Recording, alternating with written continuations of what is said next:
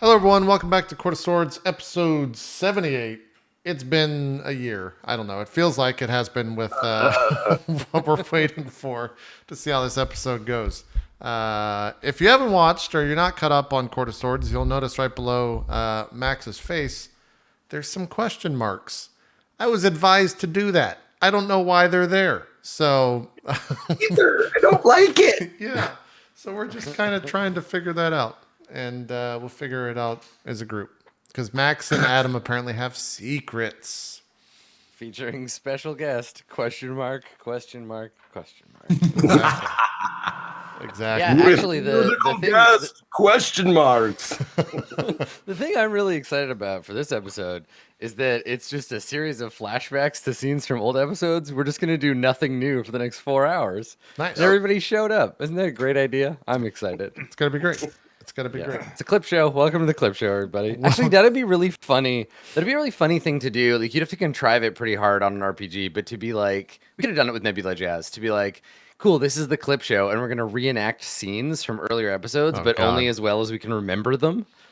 That's a pretty good idea. I'm going to write that down. I'm going to use that. I'm going to use that for something. That's a good call. That'd be pretty funny. Just randomly throw a flashback into an RPG and just see what happens. Just see how it goes. Yeah. Yeah, it would work out. Or if you, oh, good.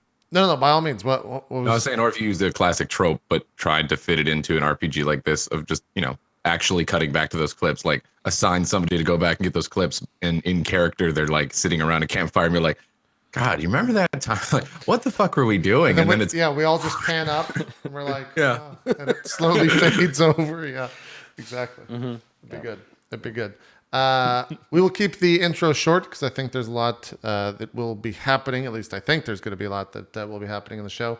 Also, I'll state here at the beginning because I'm sure it's going to happen. Me and my computer are currently fighting. We're currently having a tough time with one another. We're going to get through it, I assume, and we'll probably still be together at the or I might just get a new PC. You never really know. You never know with these things. Relationships are tough, and we'll just have to see. We'll just have to see how it goes. I can't see the future. This is why all the best computer users have 6 or 7 computers on the go at one time. So if one computer is not doing it for you, you got like 6 more you can use. Yeah, I do have the other gaming. Yeah, I do have the 3 other PCs in that other room that I could wheel in here, but it'd be a pain in the ass. Well, we're going into counseling. We were talking to some people, and we're going to try to make it work. So if there are issues, if there are random splices of editing done, I apologize. It's because XSplit crashed or the internet went out or the power went out, which has been happening here frequently as well. It's just been a fun time at the McDaniel household. Anyways, Zeke, what are you doing? We talked to you yesterday. Yeah. What have you been up to in the past 24 hours? Quickly. Honestly, I've been reading up on character creation in Star Trek Adventures. Oh. Yeah. Do you know what you're gonna play yet? Are you gonna be a Ferengi? I don't Please know. be a Ferengi. No, see, that's not an option. You're going to play good. Star Trek RPG? Well, Klingon is not an option either, which is strange. But They're too strong. yeah, Yeah. I don't know. You can be human, Beta Z, Andorian, Vulcan, Trill. So there's like 4 or 5 other ones, but I'm not sure. I'm not sure whether I'm going to let the dice choose my race and everything else, like just let it go random, or pick a race, because I kind of want to. I've always wanted to be Beta Z, just to be like, That'd be cool. telepath or Janet Troy's that good shit. Yeah. You could be Bajoran if that's an option, and then you could wear like the cool fucking ear bling. That'd be sick if that's an option. Bajoran is an option. Ooh, something to consider. Bajorans are they're so dull though, because they like there's nothing. They're just humans. They're humans with bumpy forehead ridges and no other stuff. You've described most of the aliens in the Star Trek universe. I have. These have slightly different ridges and colors. Ooh. Yeah. Someone in chat said Zeke can't be Vulcan. Now I really want to be Vulcan to show you how good I am at role playing, motherfucker. I was gonna say Vulcan would be really cool. Showing too much emotion. I apologize. Yeah. But yeah, that's what I've been doing. I just been in the last day I've been preparing for that. We talked at length about what I was doing before yesterday. Yeah.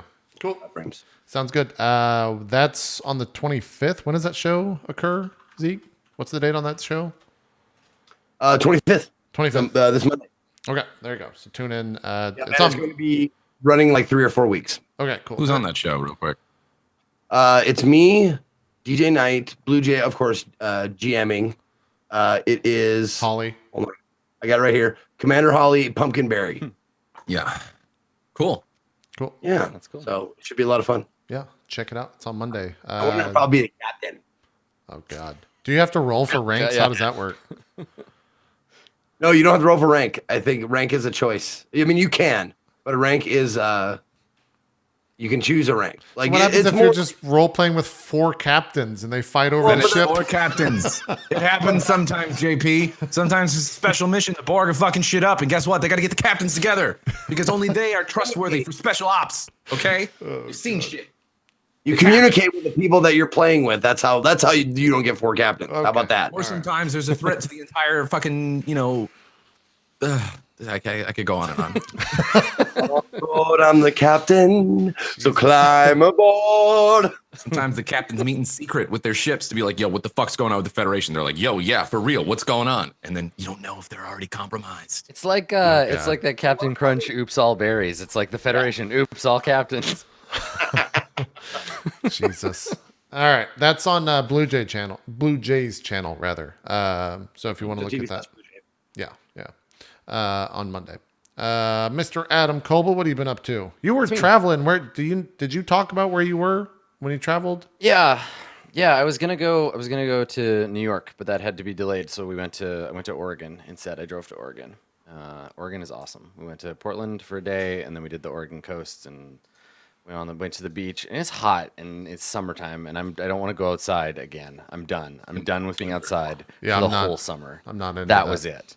That Every outside 4 stuff. days, and I was outside, and I'm done. But I got to go to Powell's, which is like one of the greatest places on earth. Powell's is this enormous bookstore in Portland. The last of its Time I kind. go, it's huge. It's like an entire city block, and it's like 4 stores. It's crazy. So I just went there. We went there twice, and you could spend a whole trip just if you like. There's that many at books all. in the world? Yeah, there's a lot of books. Yes. I didn't know books books still sold. I thought they were all digital these days. No, there's still all kinds of print media.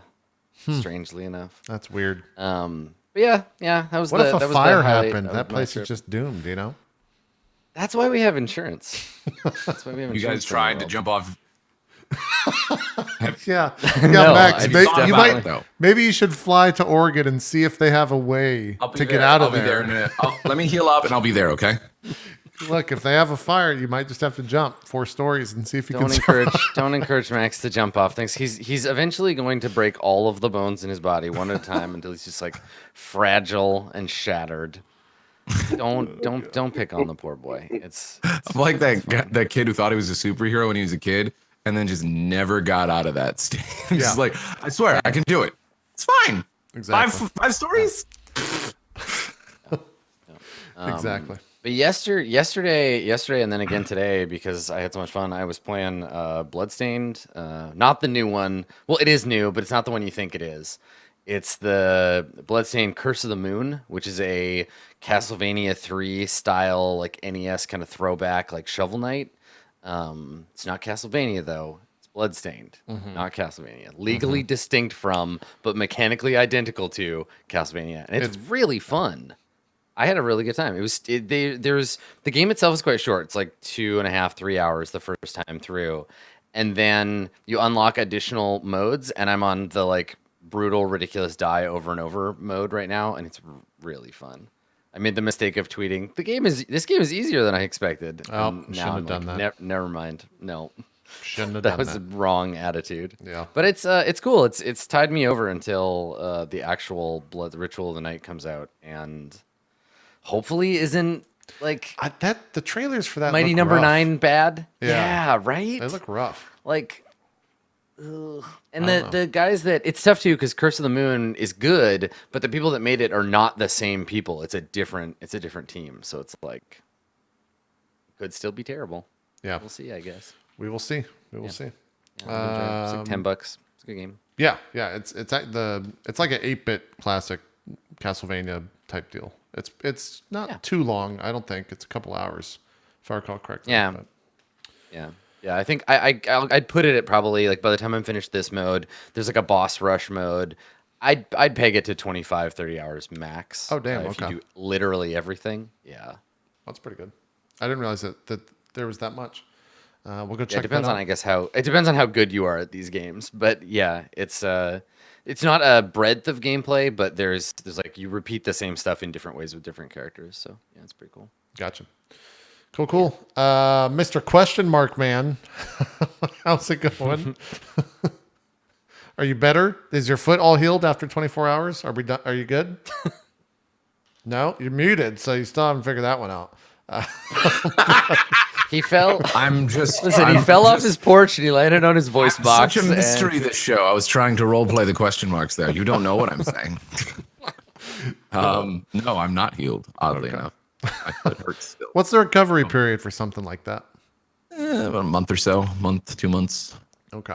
It would have been much worse if it was like, they had to go in and do surgery. I'm kind of wanting to go in and have them do a CAT scan on my my left heel because they did x-rays on both, but my right heel at the time of the injury was the one that like took the brunt of the impact, and it was the one that was hurting the most and most like tender when I went in there.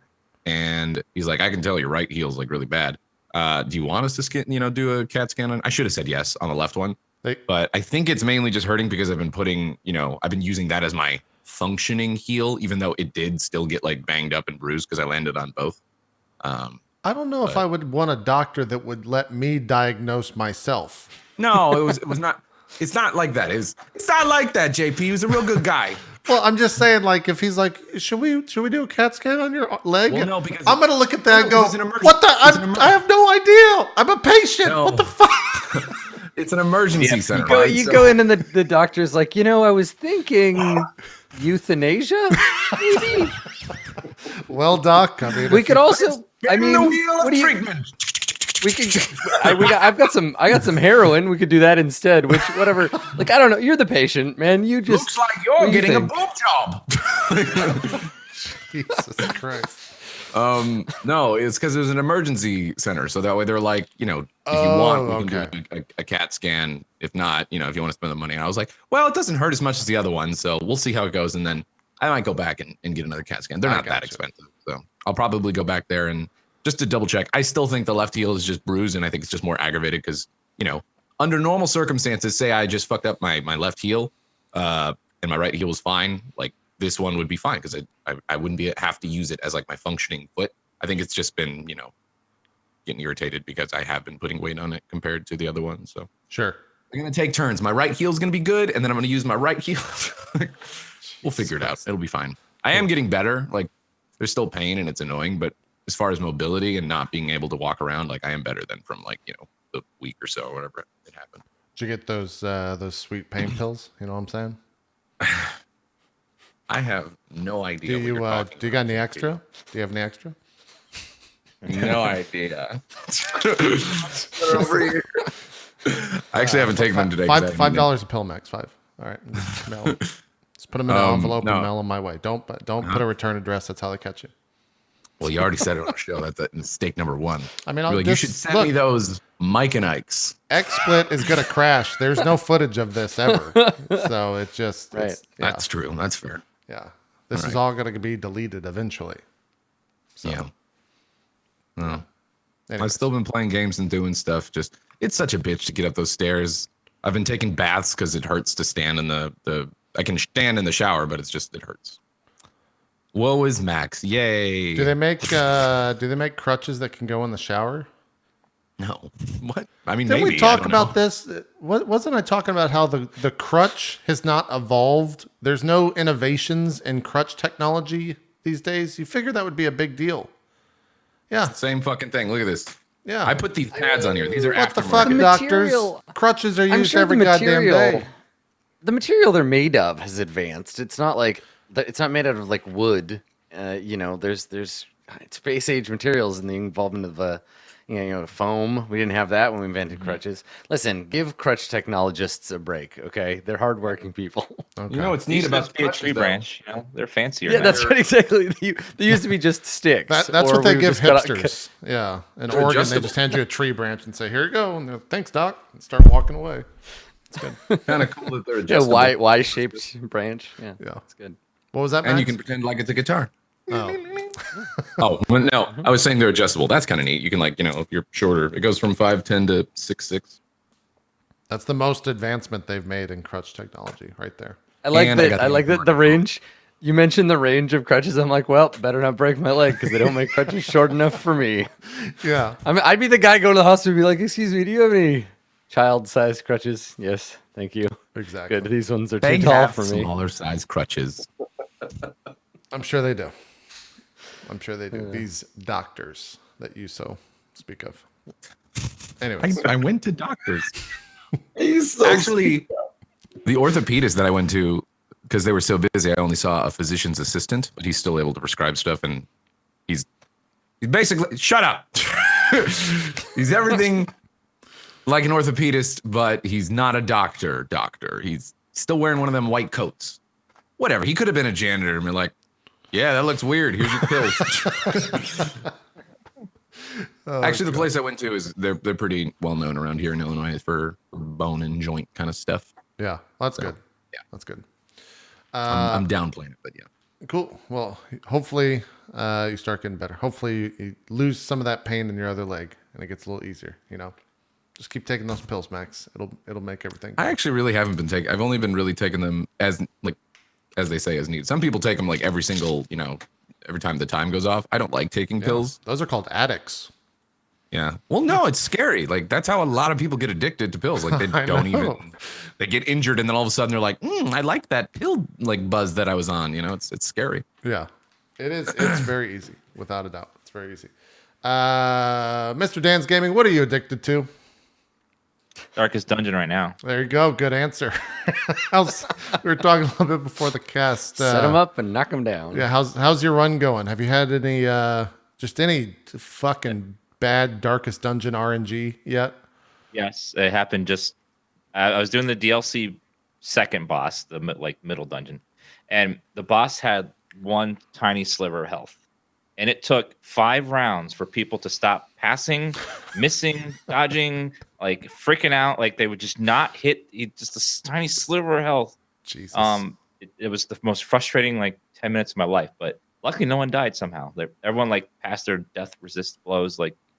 I was fuming because telling your character to do something and them not doing it just infuriating Yeah. to me.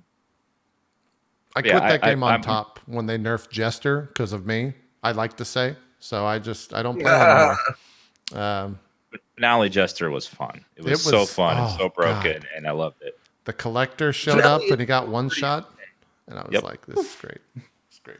Yeah, good stuff." Yeah, they if they consider that a bug if players are having fun playing the game, so they have to fix it.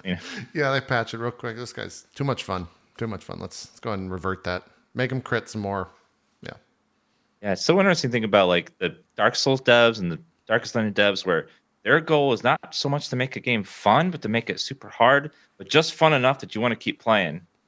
Such an interesting design philosophy. Yeah, that's got to be probably the hardest ways to design, right? It definitely can't be easy. There's no doubt about that. But they got something special with Darkest Dungeon. I've been replaying because of the new DLC, which is kind of a little disappointing. It's not that great. It's just basically an endless dungeon mode, which is fun for a while, but it does get a little. It's not like the previous DLC was just so big and full and long and cutscenes and stuff that this one feels a little let downy compared to the previous one.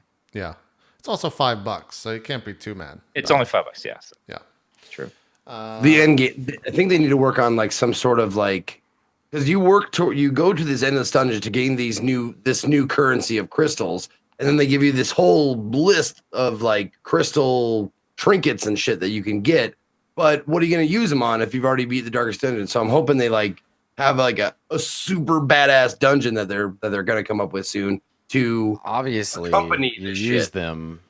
you use them to enable yourself to be better at getting more crystals. And then you get more crystals and you buy more shit to become better at getting crystals. And eventually you just die of boredom. Mhm.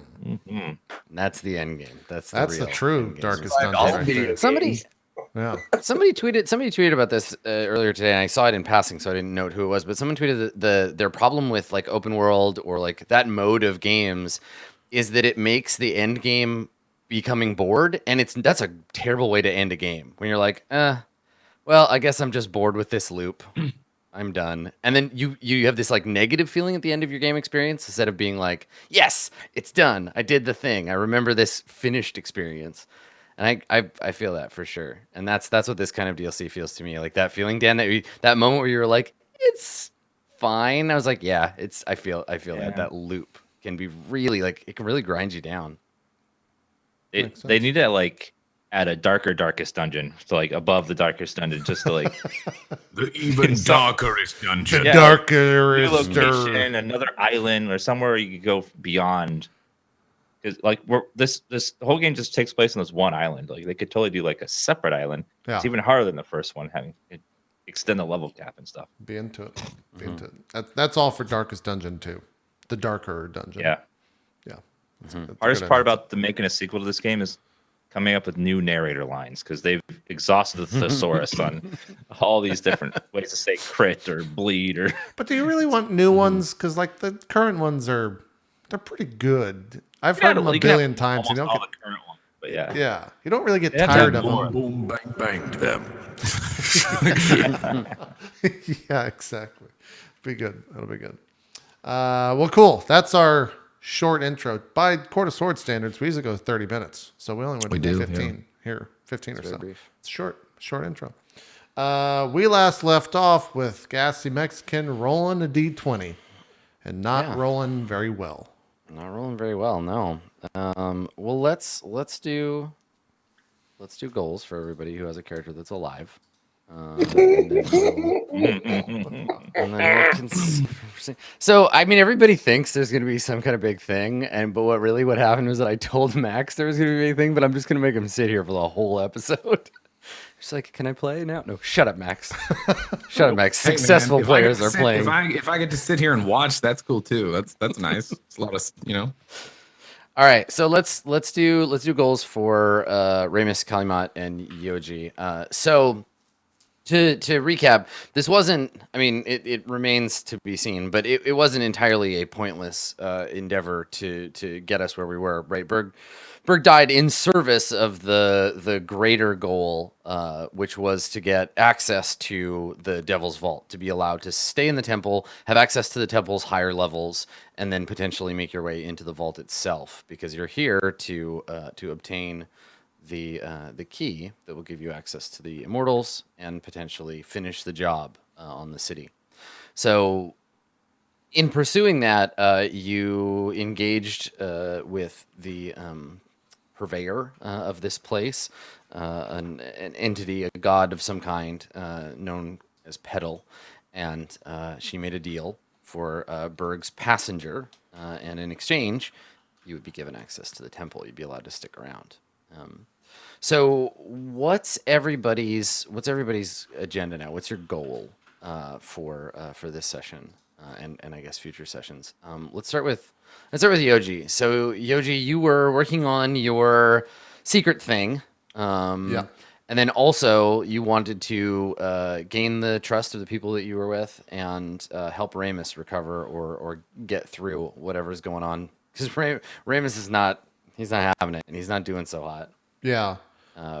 What do you want to do? Do you want to change any of those? Want to keep them? I had just typed that I was going to keep the secret one, gain the group's trust, and then I was going to shelf helping Remus with his soul issue, but I guess I'll keep that. I just don't know like the end to that. Like what I need to figure out a way like what is considered that I've helped, right? That it's gone, that he no longer has it. It's exactly. It's the doctoring thing where you're like, well, he's dead of old age, so I guess I prevented all those other things from killing him. Good, great, I did it, I guess. So yeah, you could scale it back and try to help him figure it out, like find out why this is happening. That's a more concrete goal if you're looking for something like that. All right. Yeah, I'll just put like investigate the soul issue. Right. With Okay. Ramus. So look into Okay, that makes sense. So look into. Okay. Yep. And you want to keep the other two? Yeah, keep gaining the group's trust, and then the secret one we'll keep as well. Okay. All right. Kalimat, what do you want to do with yours? My 3 goals are get the key from the devil's vault, escape the vault alive, do something selfless for someone in the party. Yes. Would you like to keep those? I would like to keep those. I like those ones. Okay. Sounds good. They definitely accomplish something, hopefully. Okay. All right. And Ramus? I think I'll keep all 3 of mine for now. Okay. Sounds great. That is all of the goals that I need to know about today. Okay, so we'll just pick up right where we left off. Berg drinks the dark vial, the viscous fluid, while your hostess Petal watches on eagerly, and there is a moment after he swallows the poultice. His eyes close, his body goes limp and tumbles to the floor.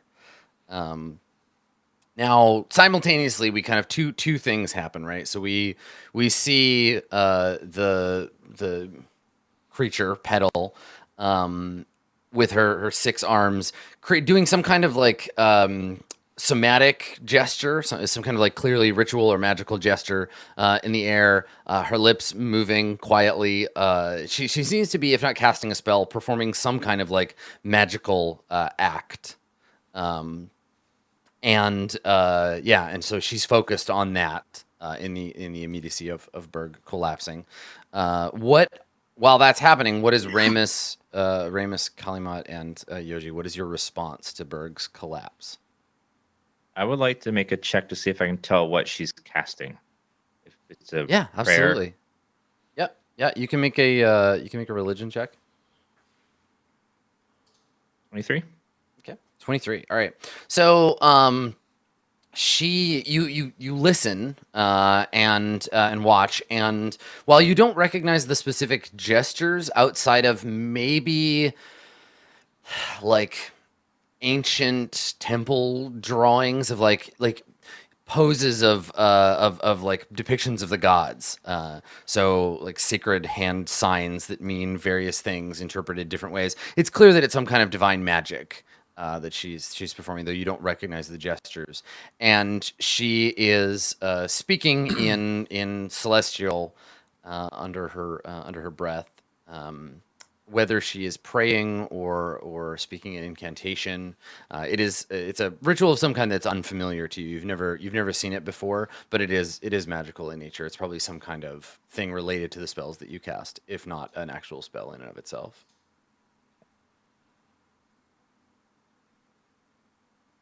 Powerful, familiar, but foreign to you specifically. Yoji and Kalimat, what do you do in that moment? Since I speak celestial, what are the words she's saying? She's it's a prayer of some kind to the devil. Make a perception check. I want to see how much you can hear. Crit. Nice. Awesome. Okay. So yeah, it's a prayer to the devil and his servants to protect something from being lost. It is like a prayer of holding, a prayer of retention. It's something that you would pray to the devil in like if you're worried about something that you care about going away. Usually it's not something that's chanted in celestial, and it's not usually accompanied with these kinds of like arcane hand gestures, but you recognize the individual words. Okay. Yeah. Yeah, I don't prayer of do or say containment. anything. I figure this is part of the whole thing, being that I can understand what she's saying, and it seems like that prayer is on Berg. Yeah, maybe. Hard I mean, to that's say. how I would interpret it as Yoji. Yeah, so but that's your what I'll go interpretation. with. Yeah. Okay. Yeah. So, Kalima, what do you do? So these two, Yoji and Ramus, both look at her and pay attention to what she's doing. What are you doing? does she look like she's deep in like this whole thing? Like, meaning, like, if I try to talk to her, does it look like she'd even respond to me? No, Like, she has the the countenance of a an abbess or monk deep in prayer. This is like borderline trance state. I mean, you're not really familiar with the way her mental biology works, but yeah, she definitely seems like she's occupied with this prayer. And it's just us and her in the room, right? Yeah. If you consider her and the like things that are growing in her to be the same entity, then yeah. Okay. Then I try to well, fuck. Well, I guess I asked Ramus. Ramus, what's going on? Is this supposed to happen? She seems to be casting some spell or something. This might be part of the ritual. I rush To remove. and kneel by Berg's body. Okay. And I try and like slap him awake. Okay. Yeah. So you rush over to him. He's just laying on his side. He seems asleep. Basically, it seems like he just passed out. But his chest isn't moving. Slap him in the face. He doesn't awaken. Okay. Well, I just stay like knelt by Berg's lifeless body, and I like as sneakily and as clandestinely as I can, I unsheath my dagger Okay. All right. and just kind of hide it like in my like by my side or in my lap or whatever. Okay. Yeah. Make a like a sleight of hand type of a roll for that with advantage. love- Yeah. Oh, sorry, I rolled it twice on accident. It just took delayed. That's 20. Okay. So you got 20. All right. Can we see that? Like, do we see him draw a dagger? Do I need to roll for it? If you have a passive perception of 20 or higher, you would. Otherwise, Okay.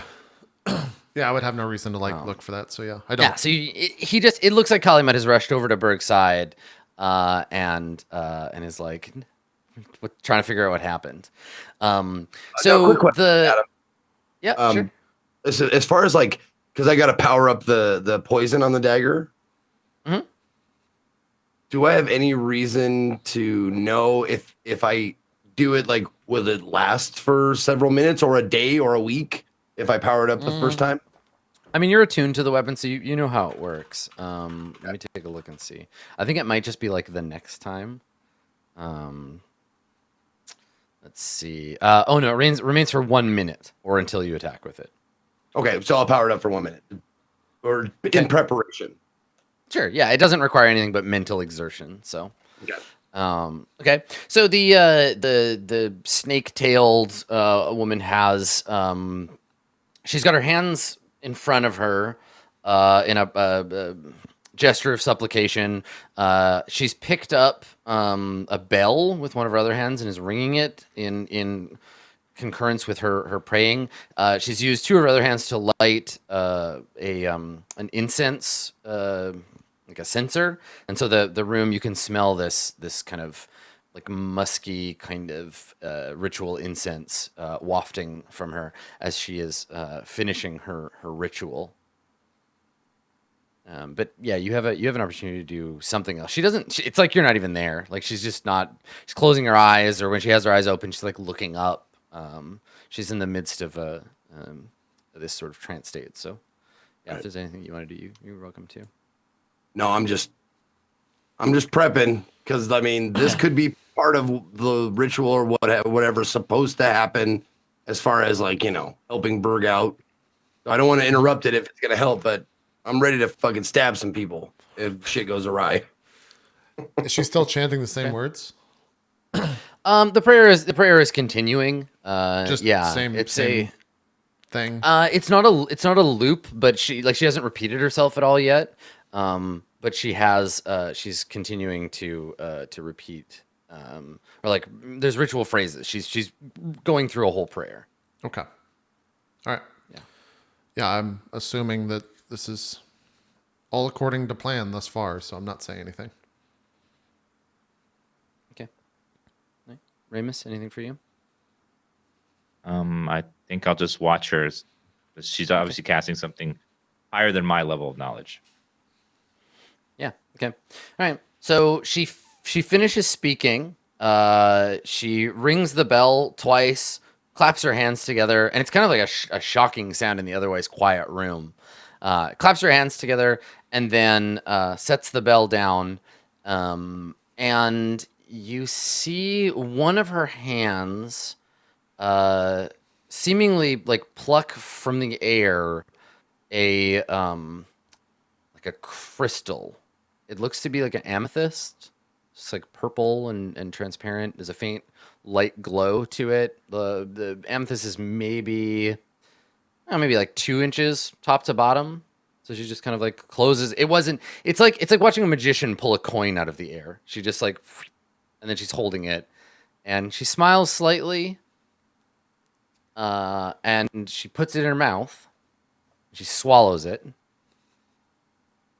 And then she looks down as if noticing the corpse, and the three of you. And she says, "Was there something else you wanted?"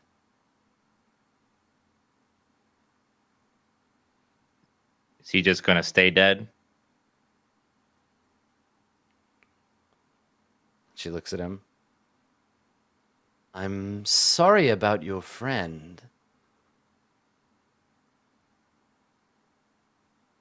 But this was really the only way. I assure The you, only way to what? get what I needed. Fulfill the deal. He has not died in vain." She gestures. Her hands all kind of unfold as if like, look at the majesty of this place. She says, "You now have access to every part of my home. All its services, secrets, and delights are yours to enjoy. Your friend has heroically bought you a lifetime of indulgence. If you wish, you could hold for him the most lavish of funerals. My priests, monks, and servants are at your command."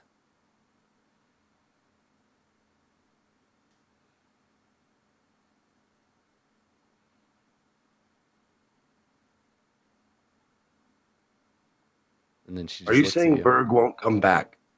You won't bring him back? Bring him back? From where? I assumed that this was all part of the ritual in order to separate him from the tulpa, and then you'd bring him back. Assumption is a dangerous failing, Kalimat. Now, I want to recall the contract. We all like read through the contract. Like, it didn't say anything about like everybody leaving alive? Didn't it say something about like It said you had access to the temple for the rest of your life, for as long as you live. I thought we had an addendum that said like everybody's leaves okay, like we're not going to be harmed or whatever. I don't think she didn't like specify like we're gonna make sure you were not her responsibility. Basically, she said like you can have access to this place as long as you're alive in exchange for Berg's passenger. What we added was that we can come and go as we please from this place. Yes. We're not. Yeah, that was the. You fucking lawyering. God damn it. Devil's in the details. Yeah. It is. It totally is. Ramus, can you bring him back? You wouldn't want me to.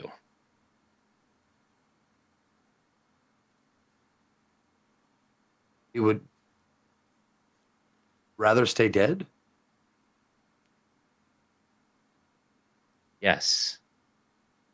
He made me promise him years ago that I would let him go if he died.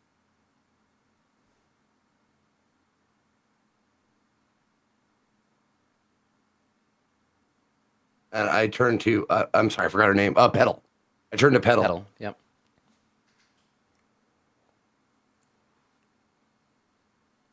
Can you bring him back? Or more so, can the vault bring him back?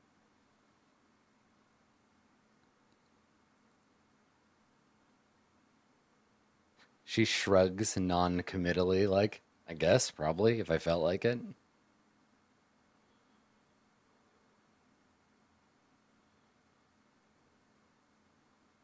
You've known him longer than Yeah. anyone, right?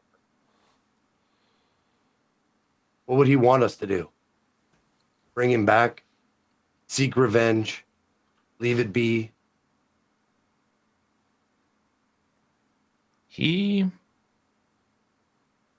Berg was a creature, a man of suffering. He always suffered every day of his life. His entire journey was to find a way to stop the suffering. I think he finally found his answer. He finally let go.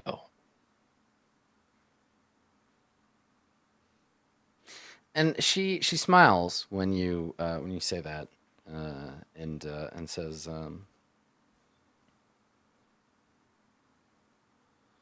"I think that this has done you some good as well, Ramus Krill.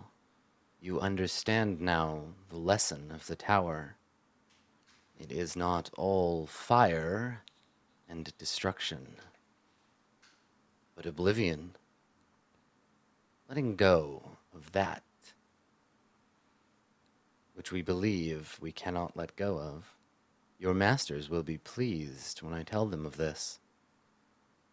Indeed. The minute Berg died, like instantly it flashed back to the scene where Sally was dying and I resurrected him and Hassan was there and it finally hit me what he was trying to teach me at that exact moment was that when Berg died, I had to let him go. I couldn't stop it like I wanted to. And it just popped back into present that the lesson clicked finally. Yeah, right. Well, that's the thing. Like Berg is your Azure Vortex, right? Like he's the person that you like followed around and tried to take care of, but where Berg falls, instead of letting it like eat you up inside, you're like, okay, this is how it goes.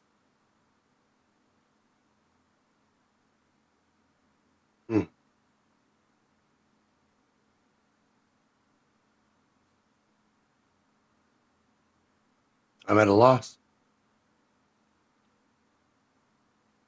I don't know what to do next.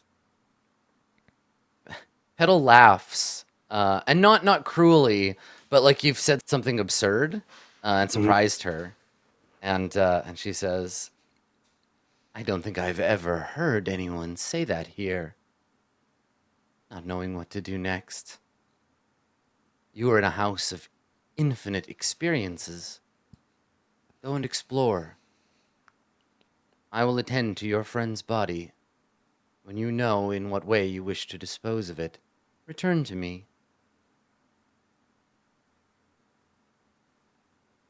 And she reaches up and she snaps her fingers, and the lowered area of the room, the sort of middle section of the room in between all of you, where Berg is laying, along the edge of the wall, little doors slide open, and tiny sort of formless spirits kind of like move into the room. You can see them kind of out of your peripheral vision, but if you look at them, they're just kind of indistinct blur or glow, and they rush to Berg's body and like pick him up and carry him away, unless there's anything that you say to stop them.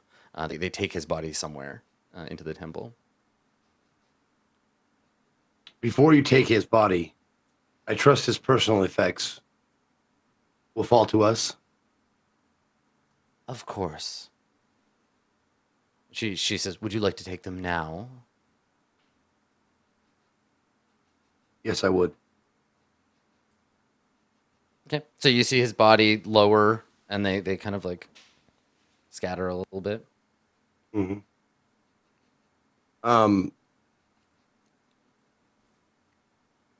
There's one specific thing I'm looking for, but I don't know what else I'd find, but I'm looking for the promise ruby.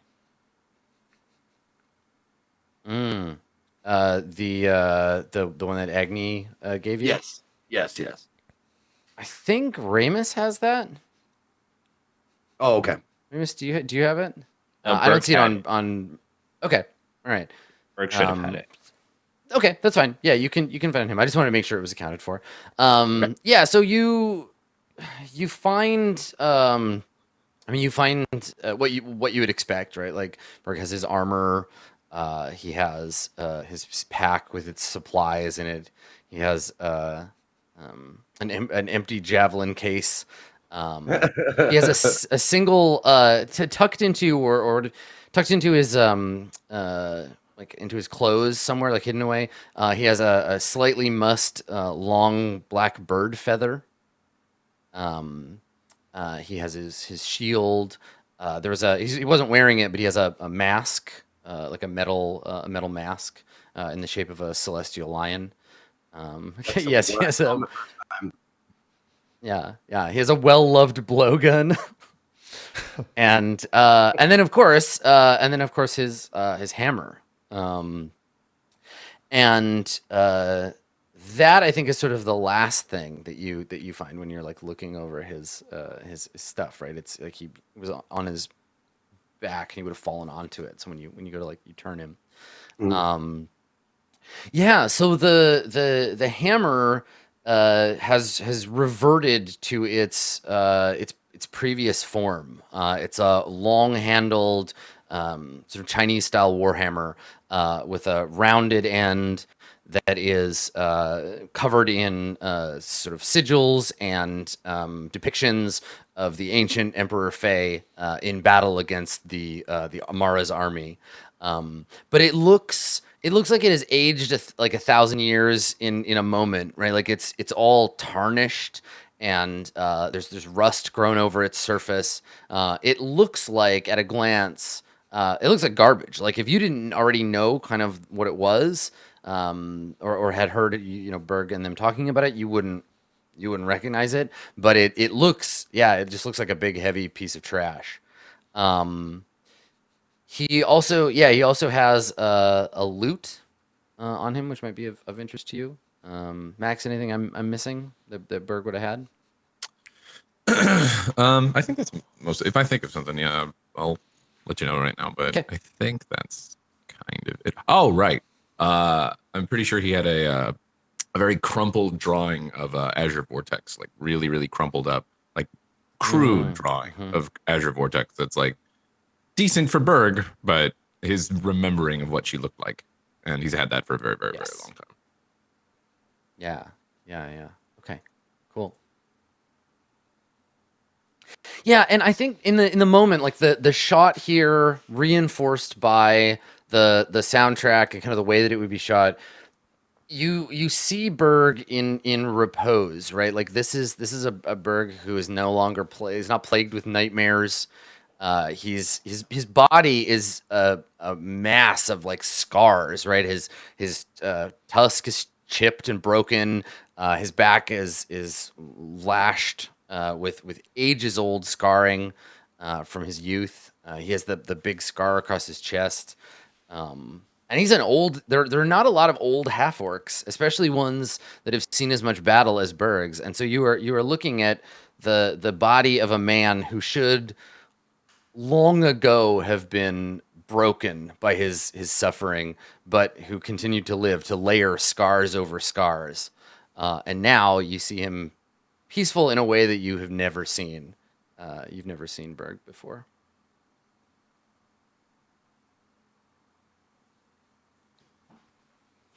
I take the black feather from you, Kali, when I see it.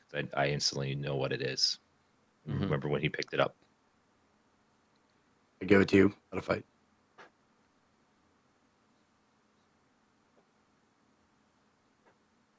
Huh.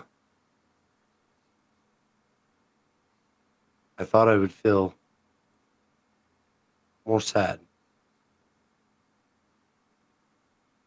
But I think I feel more relieved. Not on my part, but on the part of Berg.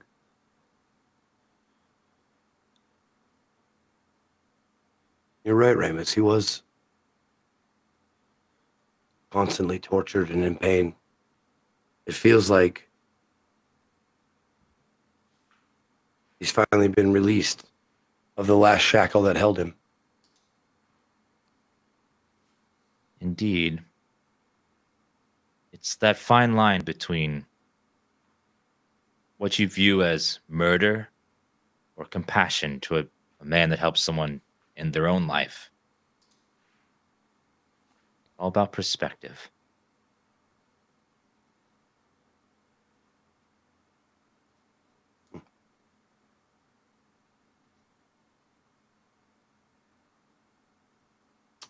Well, once all the stuff is collected, I mean, I'm not gonna take his hammer. I'm leaving his weapon with him because I would imagine that's probably orcish to be buried with that shit, his weapons and armor and whatnot.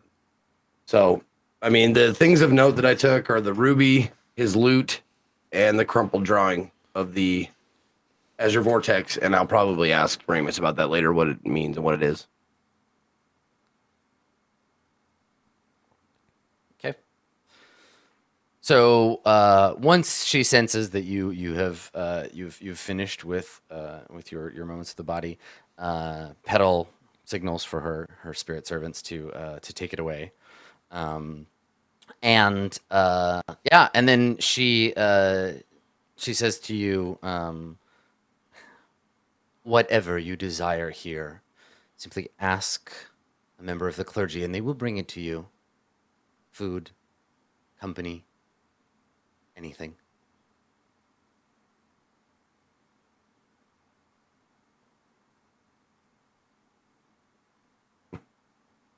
And then she kind of gestures like, go play. Get out of here. I got work to do.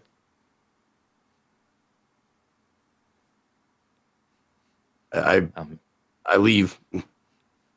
Okay. I leave the room and just like I'm still in like kind of a sullen shock, not knowing how to feel about this or because I was ready to like if Ramus was like leading the charge, like stab her or like like stop. Well, that's like you're just holding your knife. You like have your knife hidden in your clothes, and you didn't. Maybe you forget you were holding it, and you're just like, oh, I was gonna stab somebody with this. Maybe I don't. Yeah. I put it back, just sheath it, and like once I have an opportunity, I'll just ask for. I mean, it says you can order whatever you want. So yeah, you leave her office, and then you're right back into the sort of more raucous environment of it's like from a funeral into a party, right? And yeah, you see You see a couple of genasi, drinking and eating. Apparently, a meal time has like arrived, and so the center of the lower floor has been filled with these long tables that are just piled up with food. You can see them like steaming, and people are drinking like quaffing ales, and there's music playing, and it's like being slapped in the face. This sudden, intense rush of smells and sounds.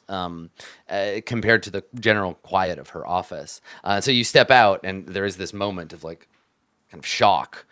And then that's when you notice there's a monk, and she's just dressed in the black robes of the clergy, and she like bows to you, and then stands to wait on you if there's anything that you need. If Ramus, did you walk out of the room? Did we all walk out of the room?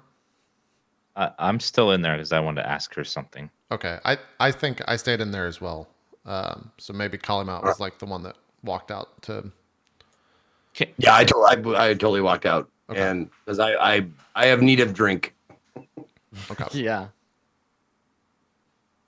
Could you perform that ritual on Berg's soul and let me have it? You say that to Petal? Yeah. She shakes her head and she says,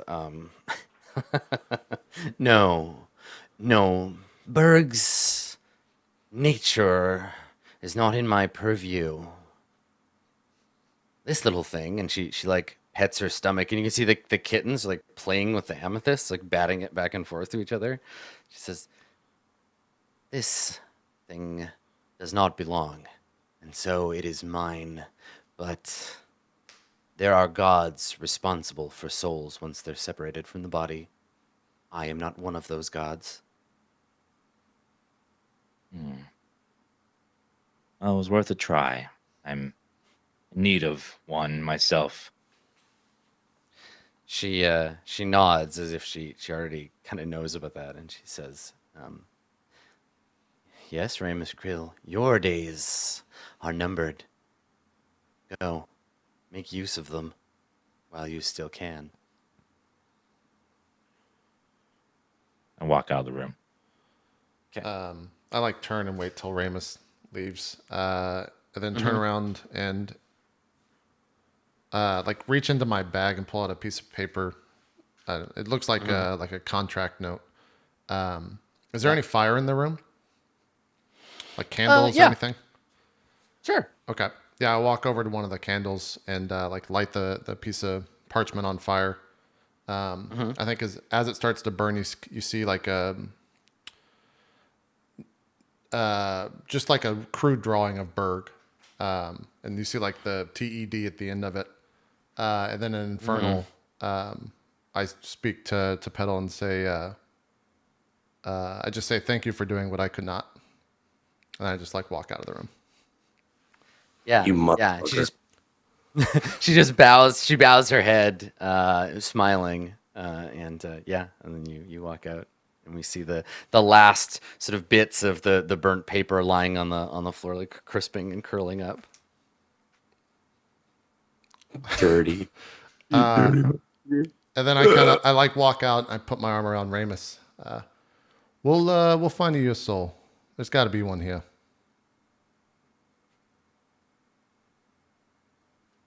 Yeah, they just have them lying around. Yeah, they just got him lying around everywhere. There has to be a way. I mean, the immortals have figured out somehow. I will have to figure out how they survive. Yeah, we'll see. Let's, I guess. I didn't know Berg all that well, so this doesn't affect me that much. Just trying to read the air here. Are you, do you need some time alone? I don't have any time. We need to move now. Time is something I don't have much of. Kali, are you like already drinking profusely? When he No, says that? no. It's I just from the monk servant. I don't know if that's a proper way to say that, but I asked for a wine from memory from the first harvest in a land that I had left like years ago, but I remember that the memory of the taste is still in my head. Can you do that for me? As if, as if knowing exactly, like without having to ask any additional questions, the monk bows and she says, "Of course, honored guest. Would you like it brought to your room?" No, you can bring it here. I don't want to be alone right now. Of course, honored guest.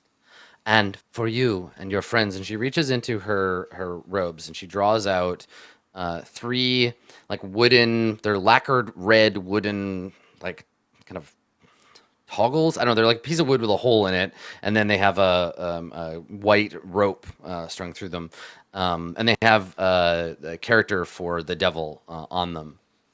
And she hands them to you, and she says, "Keys to the upper floors and your rooms therein. Anything you seek, simply focus your heart upon it, and it will find its way to you. If you need access to the vault, let us know. We can store anything you like." Thank you. And then and then she goes to get you your beverage. All right. So I think that this is probably where like me and Ramus look out to see where Kalimat is, and we see kind of the exchange of the keys, and her walk away after your drink. And I walk up to you, Kalimat. We got some things to do. You gonna be okay? You want some time alone? No. I just wanted to have a drink first, Okay. and then I'll be ready to go. Well, I think that's fair. Ramus, let's join him for a drink, and then we'll go.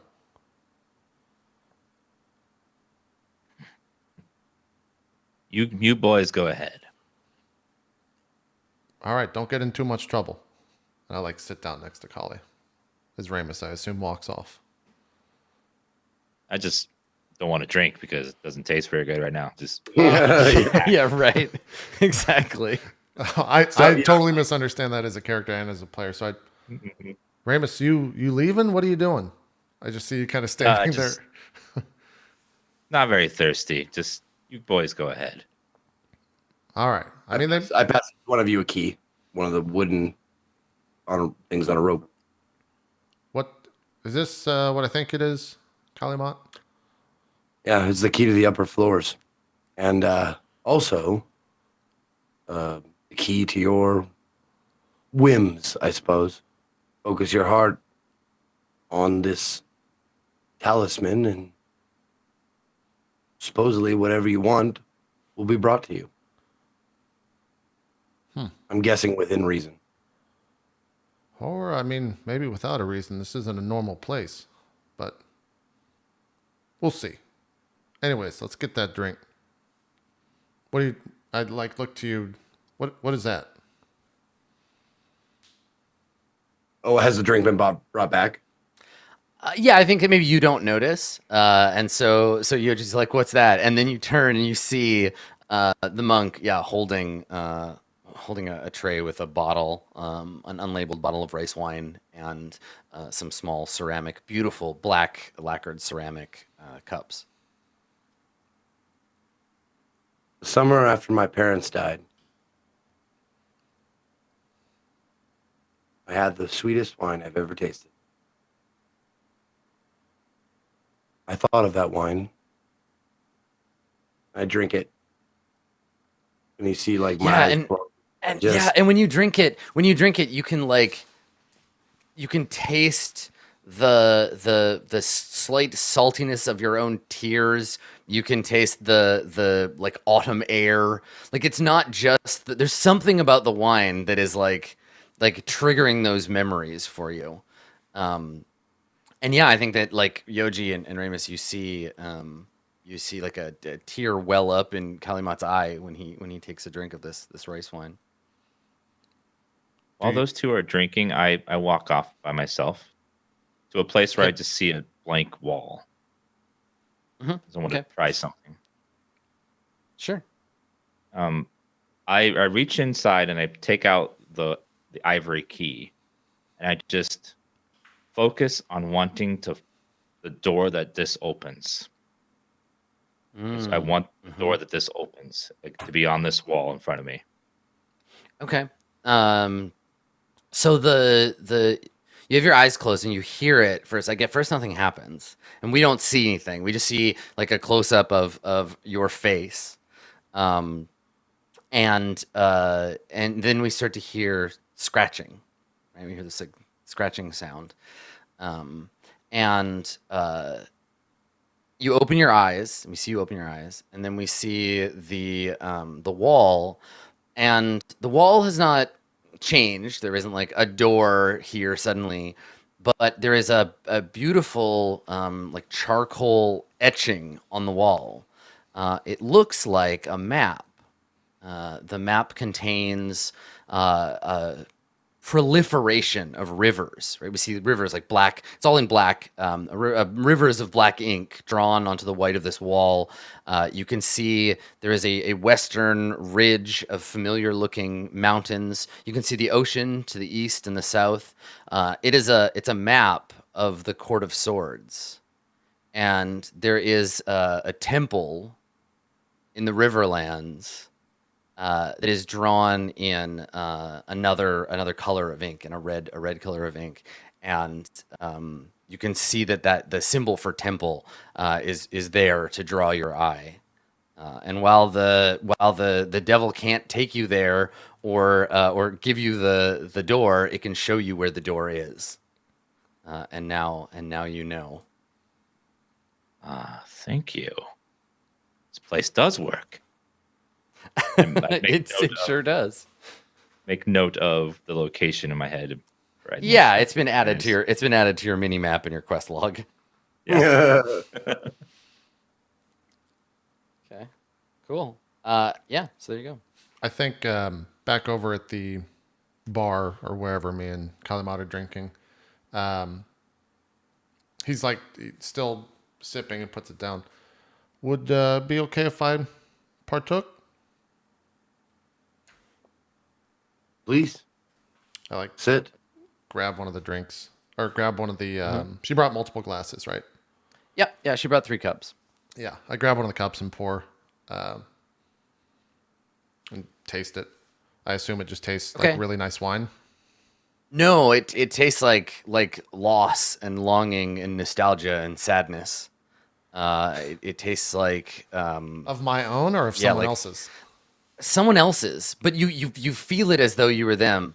You can taste the air changing from autumn to winter. You can taste like campfires being lit. You can taste the sadness inherent in long travel with no home to return to. Yeah, that you feel all of that in this Okay. this glass of this little cup of wine. Yeah, I set the cup down and just stare at it. I'm kind of like lost in thought for a couple of seconds, and yeah, I'm sorry about your loss there, Caliban. You seems like a rough time. I assume that's all past, though.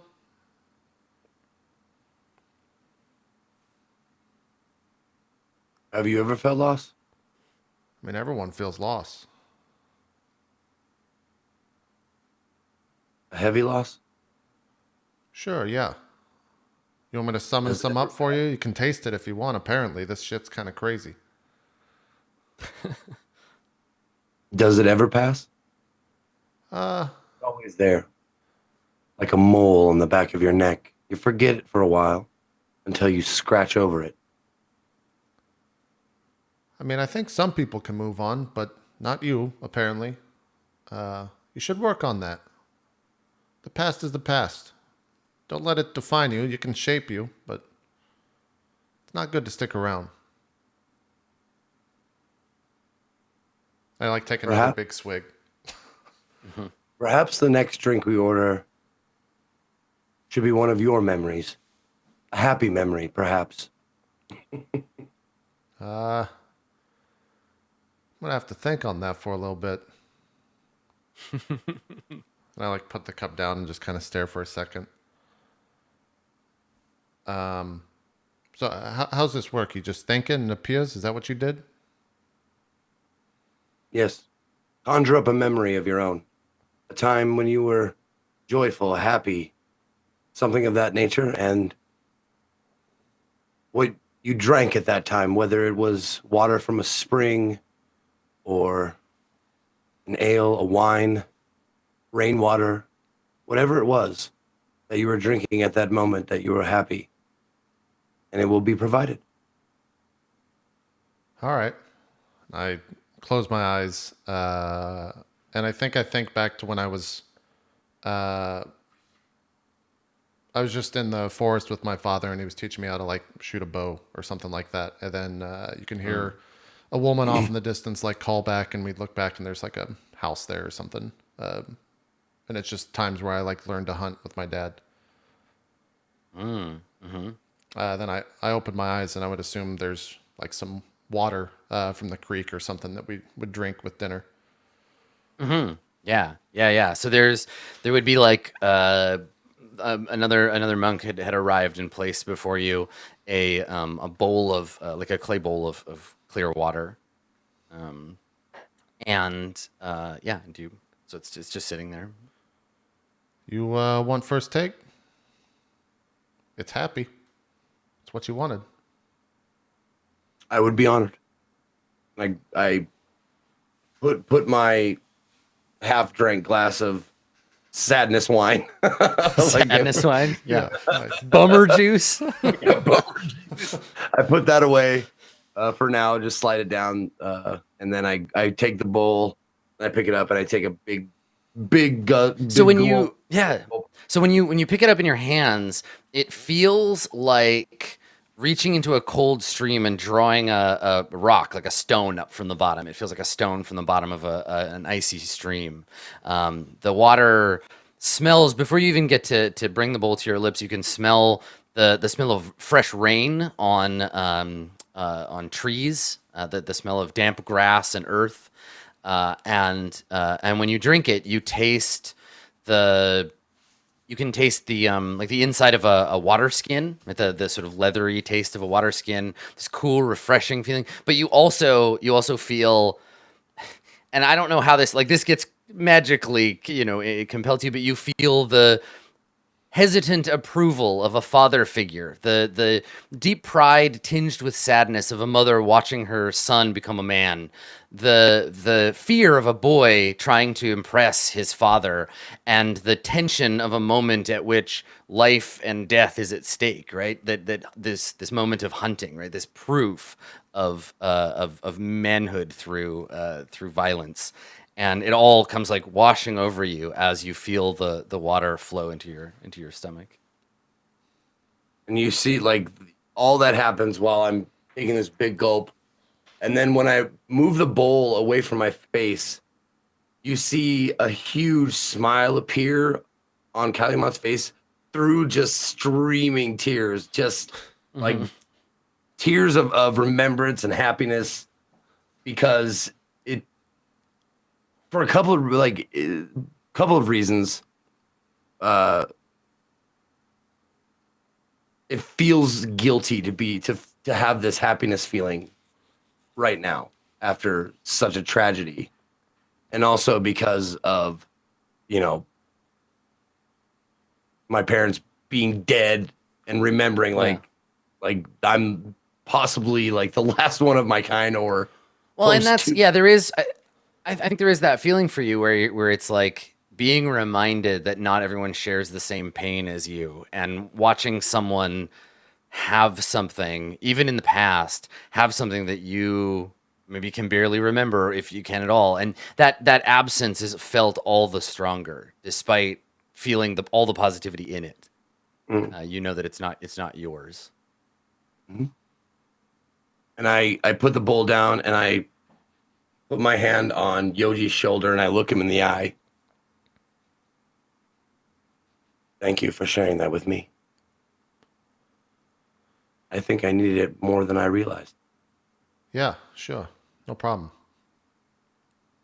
And then I get up and I don't drink it. I just leave.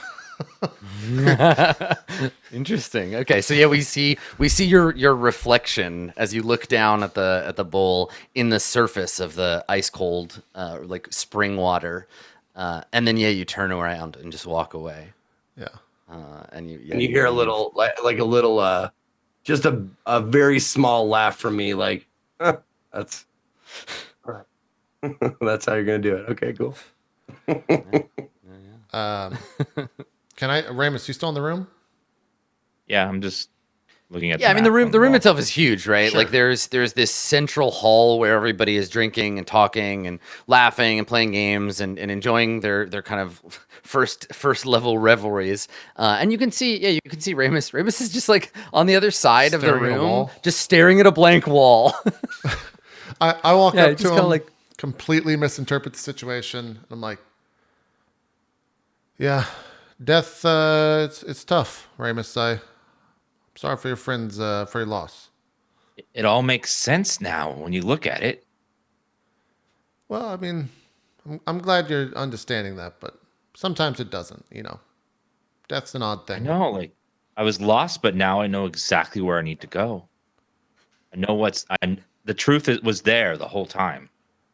Well, that's good. You're taking it better than Kalimat. He's over there bawling his eyes out because he tasted my childhood happiness, just some shit. Right, Kalimut's like alternately laughing and crying in a bowl.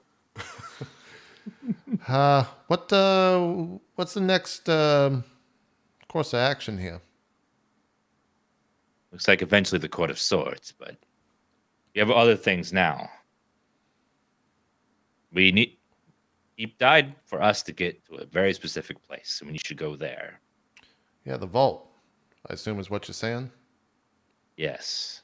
Yeah. Well, I look back towards Kalimat. It might be a little bit. He seems to be taking this a little bit different than you, so. I know. With him down, looks like it's hitting him hard. We might need to look for another able-bodied person to help us along our journey. I look at him. I mean, yeah, we can go upstairs if that's what you're saying. I'm okay to look around. There's apparently a lot of floors. There's a lot of people in here. Might bump into someone at random. Maybe so. I like step back and like gesture. I assume let's go. I'm sure Kali will catch up. He'll find us. And I start walking towards the stairs. I follow Right, you. So the two of you head towards the chairs. So as you head towards the stairs, Kalimat, what are you doing? Are you just like standing out in the open area? Have you sat down at a table? Yeah, I think like I glanced over to see what those guys were doing, and they were whatever talking, and then they went upstairs. Mm-hmm. And yeah, I'll find a table by myself and pull out Berg's lute. Now, lute is like that's like little mandolin-ish like stringed instrument, right? It's like a medieval guitar. I think you see them playing in Skyrim in the inns. It's Right, okay. It's the first thing anyone think of when they think of a medieval musical instrument. It's kind of a teardrop shape with the bent head at the end of the neck. You know the gif of the dude playing the instrument really fast and like looking crazy, the cartoon gif. It's from that's a lute. He's playing a lute in that gif. Okay. So yeah, that's one of those. Describe Max. Can you describe the lute a little bit? Like, wait, it's like human made, right? It's not like a special orcish lute. No, it's really not anything too special. It actually looks kind of shitty. It has been repaired multiple times very badly. It looks like at one point maybe that there was a design to it of some sort, but nothing super fancy. And that design is well rusted and banged up and gone. There's like it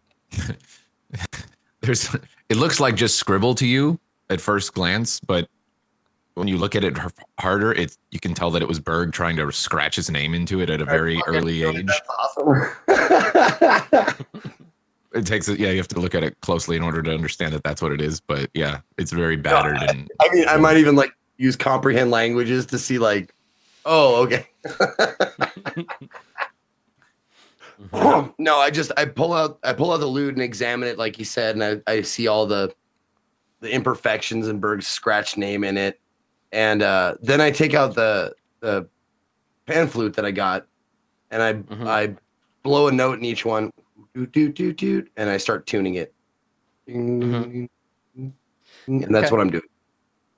Okay, so you're concentrating on that. So the person who interrupts you, or the person that talks to you, maybe startles you a little. I'll leave it up to you how you respond, but certainly it's meant to startle the audience, and that we're very focused on you. And then someone says, "Excuse me."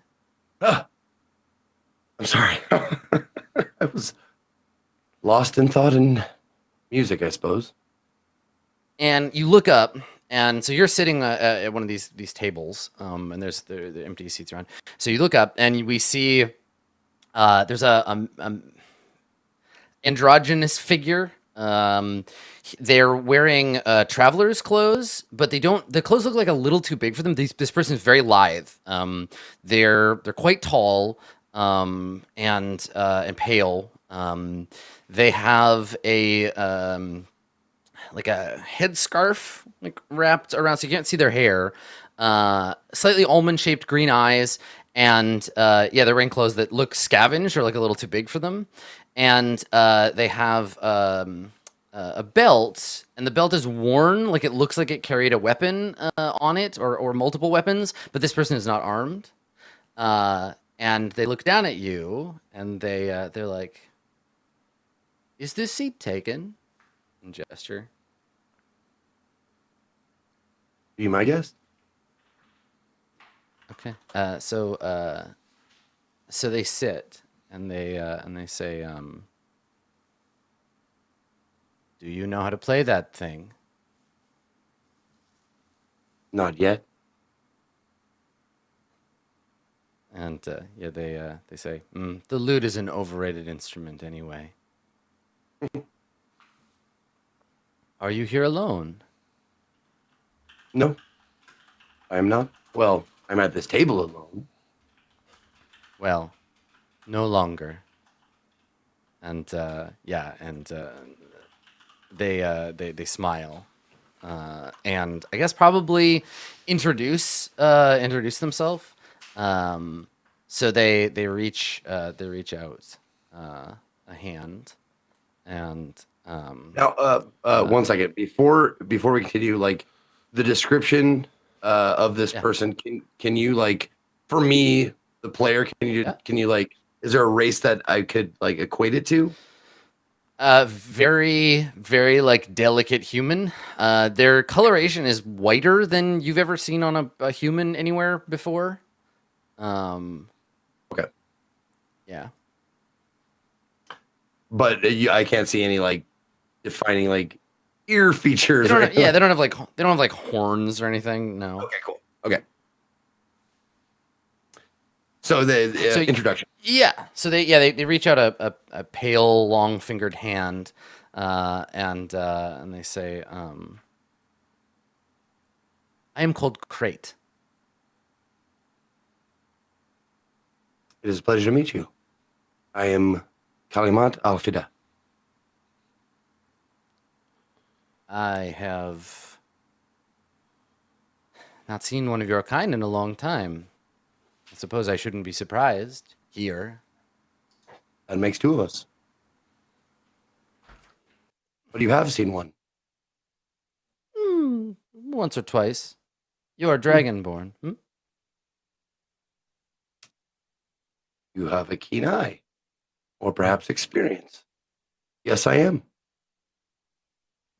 They nod. I am simply well-traveled and lucky, I suppose. What brings you to the Devil's Lair? Oh, what brings everybody to the Devil's Lair? Things we want, is that right? Looks around. These sorts of places are always packed. Mm. End of an empire. That sort of thing. The world's coming down around our shoulders. Why not enjoy it? Is that how it goes? I suppose. Or the best way to bring in the end of a civilization or an era with merriment and drink and games of chance, ways to escape and forget. Escaping and forgetting. You might find those things here, I think. So do you plan to live out the rest of the city's days in this temple, or will you drink Oh, and have no. your fill and then be on your way? Oh no. I plan to destroy the city. The entire city. And yeah, a couple of people nearby, when you start getting like kind of loud, because your voice carries. They sort of like look at you, like what's happening, and then like back to, and this person Crate is just like eyeballing you, like really just like taking the measure of you. How about you? What are you here to do? I'm looking for something I lost. Is it in the vault? Once I find it, I can get out of this stupid city. It might be in the vault. I heard a rumor it had made its way here. Maybe I can help you. Maybe What is you it? can. That's private. Have you spent any time in prison lately?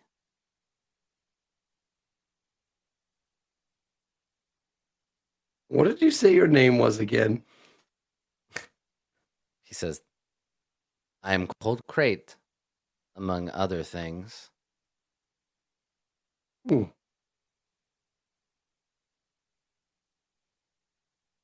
I've been in many prisons. For I am a scoundrel and a charlatan. I do tricks. And sometimes those tricks go a little too far. I've been in shackles more than I care to mention. That's not what you really are asking, is it? Why don't you tell me what you really want to know? You are the Kalimat Alfida who was imprisoned in the Red Fortress some weeks ago, before all the unpleasantness that led to its destruction. You are the Kalimat Alfida who traveled with the peasant girl Maud. And then you just see my eyes like very just subtly just like kind of twitch. Like You are the Kalimat Alfida who has my knife. And he grins, and you can see he's got these like long, sharp looking teeth, just like the two on the inside from his incisors. And he grins like, yeah, I got you, fucker. not many that go around with this name that I have. So let's assume that you're correct. I often am.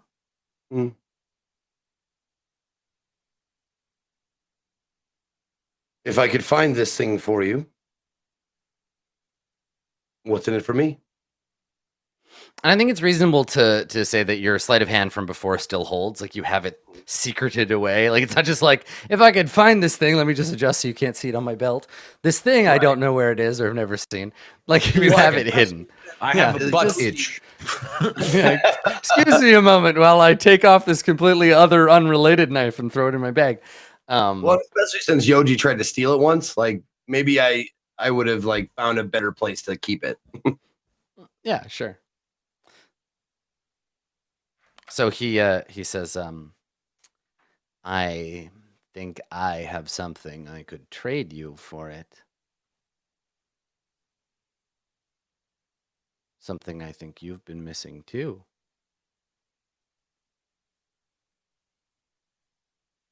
And what would that be? I'm pretty content as I am right now.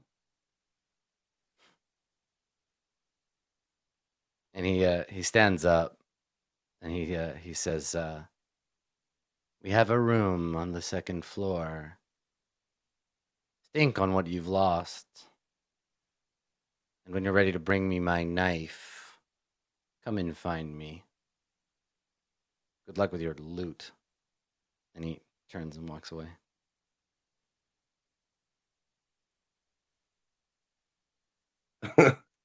Now, when he before he walks away, just pause for a second. When he says room on the second floor, is it just going to be easy to find? Like if I want yeah. find This place has a tendency to reorient itself. It's like it's a magical place. So you could ostensibly just walk upstairs and be like, I want to go to this place, and then there it is. Or like, I would love to get a massage, and the next door you open, it's like, hey, a massage parlor. Now, one quick second. I wrote it down somewhere, but I can't find it. It was in the log of the prison. What is this guy's actual name? Or what is the name of the name they had of him was Pravat Half Elven. Pravat Half Elven. I wrote it down somewhere, but I can't find it. He was the owner of that dagger. Oh, is this the guy that was in the tower or whatever we were in? This was the guy that was in the prison. He was the only other prisoner that was in the thing, the fortress or whatever. Before it got sieged. Yeah. And as he's walking, when he turns around to start walking away, I just say, "I'll see you soon, Pravat." Yeah, he doesn't. If he hears you, which you'd guess he does, he doesn't say anything. Okay.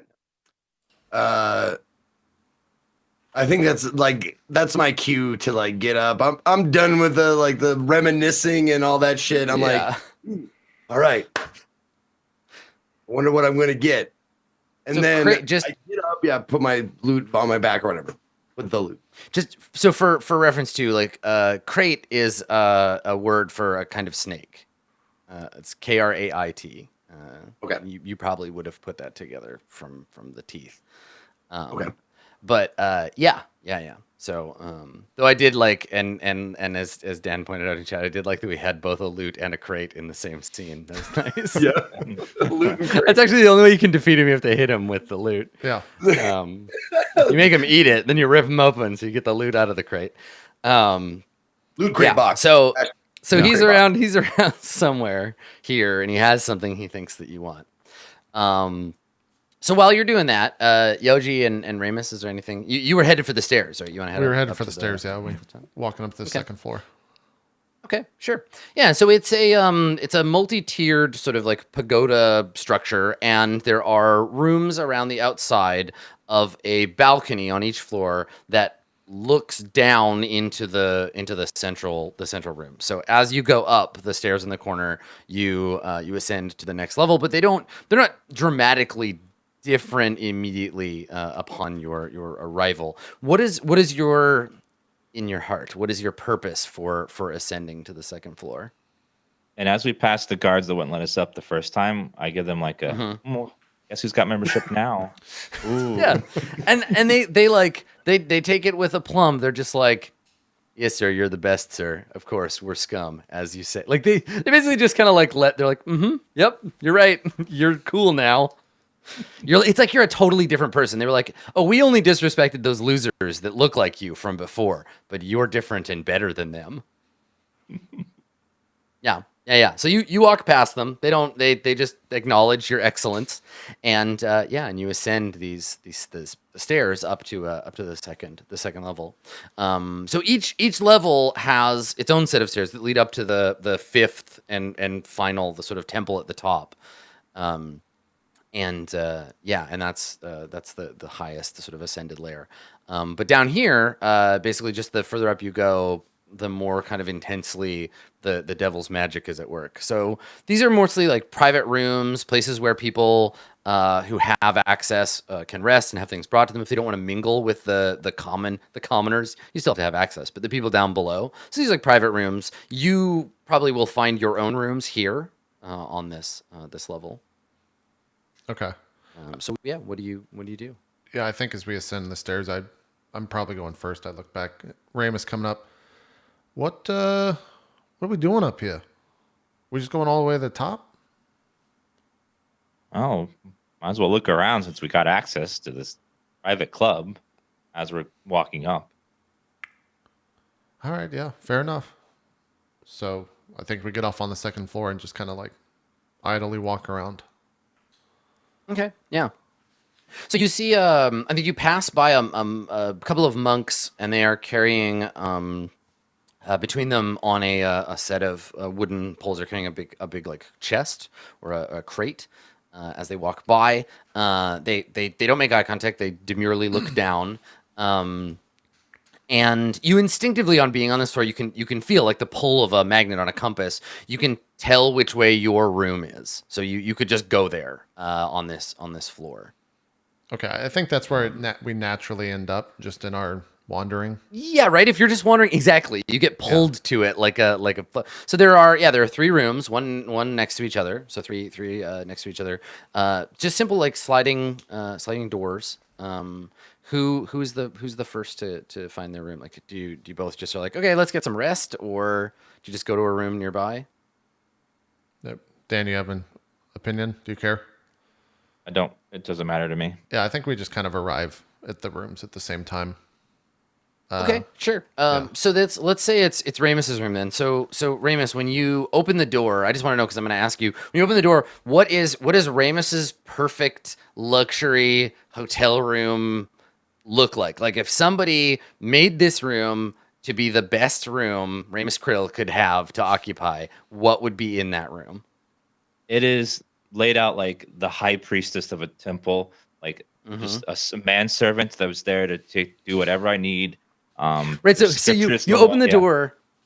You open the door and there's already somebody who is like on their hands and knees with their forehead on the ground, who as soon as you open the door, they begin a litany of like thanksgiving for your return. Like, glorious Master Ramus, your return gives this slime such purpose, such glory. My life was nothing before I stepped into your shadow, oh great master. And like he's just like mumbling obsequiously into the floorboards. Thank you. I know it's an honor to be in my presence. Yes, an honor indeed, for your glorious sounds of the words falling upon my ears like rain unto a desert. And he just basically is just showering you with praise. You get your own built-in groveler. I like it.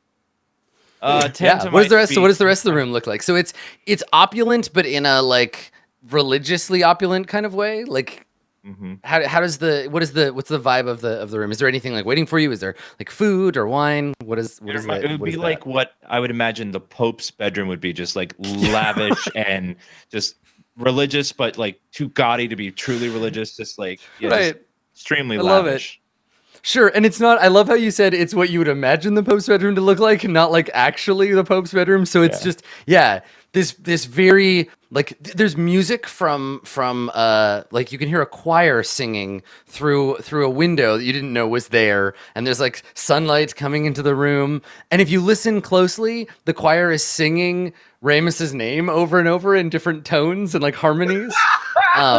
There's like an enormous bed, a golden chamber pot. I think probably there is a statue, like a Buddha-sized like shrine statue. It's maybe like 2 feet tall, of Ramus in like a loincloth, sitting cross-legged with his hands out, with like the sun in a halo behind him. And there's like incense already. Someone has made an offering to your glory. There's a little like orange and some incense burning there. And you walk into a temple to your own gloriousness. With peace at last. Wonderful, yeah. Yoji, what is your reaction to all of this? Do I see the same thing when I look in his room, or does it look normal? Yeah, because this is Ramus's room, so you see the room as laid out exactly the way that they know Ramus would want it. Sure. I like Ramus. Could you have a bigger ego? I just like very blatantly ask. Your Ramus's manservant stands up and steps between Yoji and Ramus and says, "How dare you, you barbarian! You would dare speak to him directly?" And he scowls at you and he says, "I have half a mind to slap your face like a child's bottom." Just like stares at you like, "I fucking dare you." Clyde, it's okay, Clyde. Just Let him be. This one is allowed to speak. Just this And one. No others. And he nods and he's like, "Yes, yes, master." And you notice that this guy is wearing he's outfitted himself like he has the same haircut and the same facial hair, but like a cartoonish version of Ramus. Like he's just seen a lot of pictures of Ramus and has modeled himself in Ramus's image. And he looks at you, Ramus, and he's like, "Yes, my lord, of course, as you say." And then he looks at you, Yoji, like, "I'm fucking watching." Yeah, I look back and you're not even a thing. You don't even exist. I hope you know that, Clyde. I'm like stared right at In him. the light of our glorious master, none of us could be said to truly exist. Not when we know such a perfect being as this is in the world. Ramus, I look at him like, Ramus, if he talks one more time, I'm going to cut his head off. Clyde, just go prepare the bath, please. Thank you. Of course, my lord. Your usual unguents? Yes, the holy oils, please. Of course, of course. And he like rubs his hands together in glee like he has been waiting to bathe you his whole life. And he scampers off to one of the side rooms, and you can hear him singing to himself along with the choir that is singing about Ramus, kind of off tune in built-in glee, and you can hear water being poured into a tub, and he's readying the sacred oils. You gonna need a bit, Ramus? You seem like you've been thinking about this for. I look around and I'm kind of like still turning for quite some time.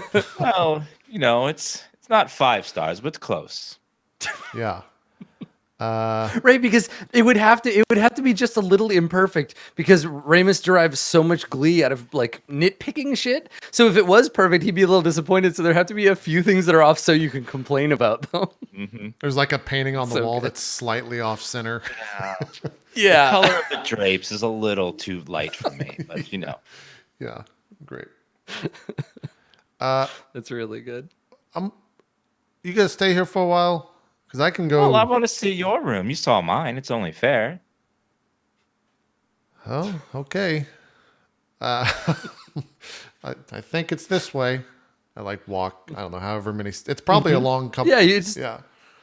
well, it's the whole space is laid out like pseudo magically, so Okay, it's all the right. next door. But yeah, Yeah. I don't know what this is going to look like. I haven't been thinking about this what seems my entire life. Oh, I Ramus. can't wait to see what your room looks like. Okay. Fair enough. And I kind of like take a big gulp and open the door. okay. And I think it's just the scene that I described downstairs. But there's no So there's no one else there. it's like so is this like the inside of a cottage, like in the woods? Yeah. You're like you can Okay. look out the window and there's like a stream and forest. And I kind of muttered to myself, and I said some bullshit to Kalimat about not living in his past, and here I am doing just that. Right, and there's the smell of like fresh made stew. You can see it like cooling in a pot. It's a sort of a plain like a woodsman's house. There's herbs hanging next to the window to dry, and you can hear the burbling of a brook or a spring outside. It's very pastoral. Yeah, I look back. It's not like yours. I told you that. Oh. But Looks rustic. yeah, this was once my life. It was quite nice. This was my parents' house. They built it. It's nice. I like the nice stool in the corner there. It's a nice touch. Yeah. Thank you. You done judging now? No, it's lovely, lovely. Okay. But I have to. Clyde's waiting for me. Yeah. I've got to. Clyde's ready got to assist, if you know what I'm saying. Yeah, I have to bless the children later. It's the whole thing. You've got real children coming for you to bless. They bring me babies to bless. And you take joy in that? Part of That's being something you're into? It brings me joy to bring joy to them. All right. Well, I'm going to go downstairs and make sure Kali knows where we're at. If you're going to be a little while. It's fine. I will bathe briefly. Yeah. Okay. And I just kind of like shut my door and walk off. So yeah, so when you walk off, we crossfade to another scene. So this is it looks like we see a workshop. The walls and the floor, what little we can see of them, seem to be made of a beautiful sort of like peach marble, veined through with gold. It looks more like the Parthenon than it does like a workshop, but it's covered in bits and pieces of magical mechanical stuff. So there's we see a cage with a like a wind up gold nightingale in it. That seems to be like missing a wing with pieces missing from the inside. We can see there are tools laying all about, like jeweler's tools. It looks like a clockmaker's shop. So there's all these like little tiny beautiful gears and like quartz crystals laying about. And we get a nice long pan of this shop. It's illuminated by what looks like sunlight from above, lighting the place through a hole in the ceiling. And we can hear whispered talking. And at first, because it's not the focus of the scene, we don't get the language, but we know that it's not in like a common language. We can hear two people talking. There's a low kind of papery sounding voice, and then there's a more kind of wheedling, like concerned sounding voice, and we can hear like work being done. We can hear clicking and the kind of the twisting of gears and springs. And as we fade over, we can see these two people, but we don't see what they're working on. One of them looks like an old man. He's hunchback, long, thin limbs, pale, tanned skin. And then his head is exceptionally tall. It's maybe like normal head from the eyebrows down, but from the top of the head to the eyebrows is like 3 or 4 feet. It's like elongated kind of head, and it has a character, some kind of like celestial character, like branded into the front of his enormous forehead. He has long white whiskers that reach down to the floor, occasionally braided through in with beads.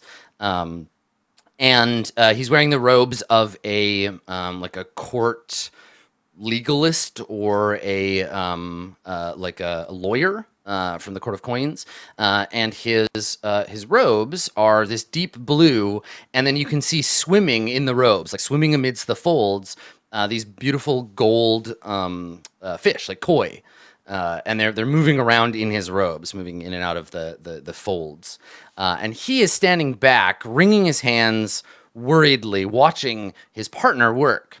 His partner is mostly spherical. He's kind of ball-shaped, with a set of like a cluster of small wings, mismatched wings sticking out of its shoulders. So some bat wings, some bird wings, an insect wing or two here and there. And he's flapping these wings at great attempt to keep himself hovering 3 or 4 feet off the ground. He has leathery bluish skin and a couple of mismatched horns growing out of his forehead. And the two of them are talking as this one is adjusting something. And as we fit into this scene, as we move to them, we get their conversation. And the little one is saying, well, I think it's done, or as done as it's going to get. I mean, it's not perfect. This isn't really how it works. And besides, and then you hear this like tunk, tunk, tunk as he taps on it. He says, it's just a hollow thing made of brass until we have... you know. And the old man says, I know. My brother's agents are hard at... there they are now. And he turns. I mean, you can see his eyes are just these like black starry pools. So he's got little like starlight in his eyes. He turns, and then the little floating gargoyle type guy turns as well. And we see a creature that appears to be made of like bandages wrapped around empty space. The bandages are actually like prayer strips with prayers written all over them. And the prayers, as it passes, we can read bits and pieces here and there. The prayers seem to be the prayers of people who want to be noticed. So there's like a prayer from an actress who wants to get a part, or there's a prayer from a sixth child of a family who wishes that his parents would notice him. And so this creature is wrapped in these prayer strips for those who wish to be noticed. And he's carrying under his arm a jar. And as he walks up, there's a sound that indicates some kind of psychic communication. The old man, the giant head, reaches out and he says, "Good, yes, thank you." And he takes the thing and he reaches into his pockets of his robes and he takes out a peach. And it's just like the most perfect peach anyone could ever imagine. It is perfectly shaped, perfectly colored. The stem is exactly coming out at the right angle. It's like a perfect peach. And he hands it to the bandaged spirit, which takes the thing, pets it gently, and then rushes out of the room to eat it or stare at it or something. And in the jar, it looks like there are two fireflies.